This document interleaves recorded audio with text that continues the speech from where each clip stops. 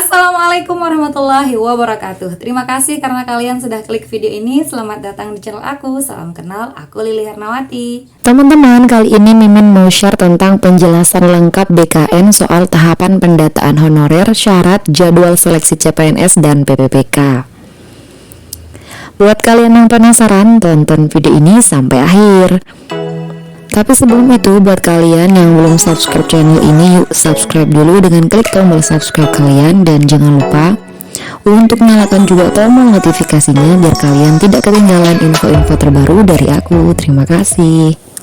Dilansir dari jpnn.com, Badan Kepegawaian Negara atau BKN mendapatkan mandat dari Pelaksana Tugas atau PLT, Menteri Pendayagunaan Aparatur Negara dan Reformasi Birokrasi atau Menpan-RB yaitu Mahfud MD untuk menyiapkan sistem pendataan honorer. Amanat tersebut dituangkan dalam surat edaran yang tertanggal pada 22 Juli kemarin, teman-teman. Deputi Bidang Sistem Informasi Kepegawaian BKN yaitu Suherman menjelaskan saat ini pemerintah baru mencoba melakukan pemetaan jumlah pegawai non-ASN. Jadi baru mencoba melakukan pemetaan untuk jumlah pegawai non-ASN dulu yang ada di seluruh instansi. Sistemnya saat ini tengah dipersiapkan oleh BKN. Jadi masih dipersiapkan ya buat teman-teman yang masih nanya di PHP-in terus kapan sih bukanya PPPK ini. Jadi masih dipersiapkan, teman-teman. Kemungkinan butuh 2-3 minggu ke depan terhitung sejak surat edaran Menpan-RB diterbitkan. Jadi sejak diterbitkan itu tanggal 22 Juli terhitung sekitar 2-3 minggu. Berarti kemungkinannya adalah ya paling cepat 2 minggu lagi. Paling cepatnya adalah pertengahan Agustus, teman-teman ya. Menurut Deputi Suherman kepada jpnn.com, insya Allah paling cepat pertengahan Agustus. Nah teman-teman, pertengahan Agustus aplikasi pendataan honorer selesai.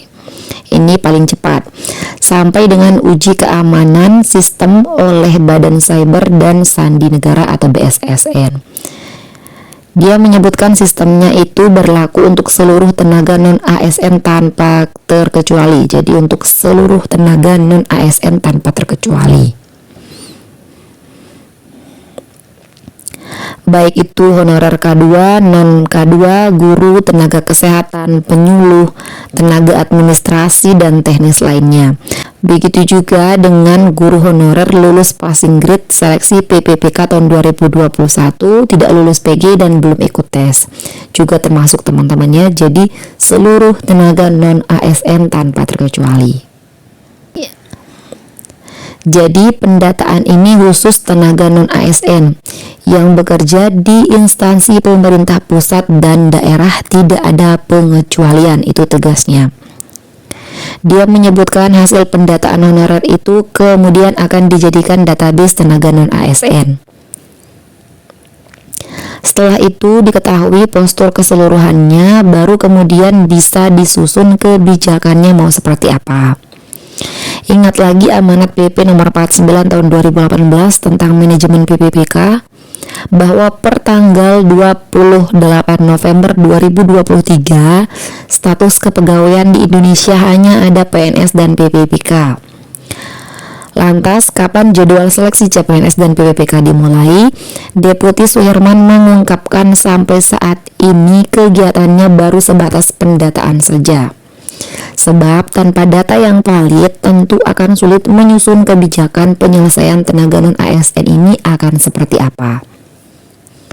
Jadi untuk saat ini teman-teman baru ada pendataan saja. Jadi mohon bersabar teman-teman ya. Jadi kami bersama-sama Kemenpan-RB baru sebatas melakukan pemetaan sehingga nanti kebijakan untuk penyelesaian tenaga non-ASN ini bisa lebih tepatnya.